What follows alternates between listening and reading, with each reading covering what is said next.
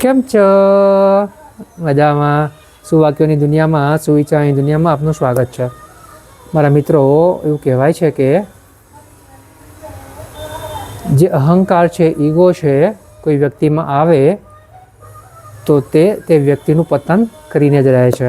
આવી જ કોઈ વાતને સુવિચાર તરીકે કોઈ અજ્ઞાતે ખૂબ સરસ રીતે લખ્યું છે. આજનો જે સુવિચાર છે તેનો વિષય છે અહંકાર, ઈગો, અભિમાન. કોઈ અજ્ઞાતે લખ્યું છે કે અહંકાર એક નાનકડો શબ્દ તે મોટામાં મોટા શબ્દ સંબંધ રિલેશનશિપને તોડીને જ રહે છે. મારા મિત્રો, વાત ખૂબ જ સીધી છે, ખૂબ જ સરળ છે, એટલી જ મહત્ત્વની છે. અહીંયા જે વાત છે તે અહંકારની છે, ઈગોની છે, અભિમાનની છે. માણસમાં અહંકાર, અભિમાન ક્યારે આવે કે જ્યારે તેને ખૂબ ઓછા સમયમાં ખૂબ મોટી સફળતા મળી જાય અને પોતાને બીજા લોકો કરતાં બહુ ઊંચે જોવા લાગે, પોતાની સાથે જોડાયેલા લોકોને ભૂલવા લાગે, કૃતજ્ઞતાનો ભાવ ભૂલવા લાગે, જે ગ્રેટિટ્યૂડ ફીલ કરવાનું હોય તે ના કરી શકે અને જાણે પોતે જ સર્વસ્વ છે તેવું વિચારવા લાગે.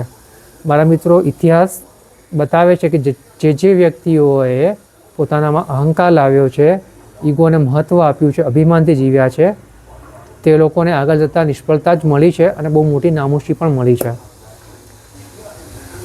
તો બસ મારા મિત્રો, વાત એટલી જ છે કે જ્યારે પણ આપણને કોઈ સફળતા મળે છે, આપણને કંઈ અચાનક હાસિલ થાય છે, મહેનતથી પણ હાસિલ થાય છે, તો જો આપણે કૃતજ્ઞતાનો ભાવ દર્શાવી શકીશું, ગ્રેટિટ્યૂડ ફીલ કરી શકીશું, તો અભિમાન ક્યારેય પણ આપણા મગજ ઉપર હાવી નહીં થાય.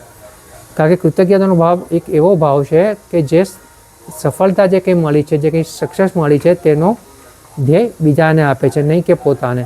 એ જ્યારે વ્યક્તિ પોતાને ભૂલીને બીજાને મહત્ત્વ આપે છે, બીજાનો માટે કૃતજ્ઞતા ભાવ વ્યક્ત કરે છે, ત્યારે તે વ્યક્તિમાં અભિમાન નથી રહેતું. અને અભિમાન વિનાનો માણસ ધારે એવી સફળતા પ્રાપ્ત કરી શકે છે અને આ સફળતા લાંબી ટકી શકે છે. બસ મારા મિત્રો, વાત એટલી જ છે. જો આપણે ખરેખર સાચા અર્થમાં, સારા અર્થમાં સફળતા મેળવવા ઈચ્છતા હોઈએ, લક્ષ્ય સુધી પ્રાપ્ત કરવા માગતા હોઈએ, લક્ષ્ય સુધી પહોંચવા માગતા હોઈએ, તો અભિમાનને અસ્થિર છોડવું પડશે. આપણને જે કંઈ સફળતા મળે છે તેમાં કૃતજ્ઞતાનો ભાવ વ્યક્ત કરીને, ગ્રેટિટ્યૂડ ફીલ કરીને આગળ વધવાનું છે. કારણ કે જે ગ્રેટિટ્યૂડ છે, જે કૃતજ્ઞતા છે, તે જ વ્યક્તિને અભિમાનથી દૂર રાખે છે અને આગળ લઈ જવામાં મદદ કરે છે. Thank you.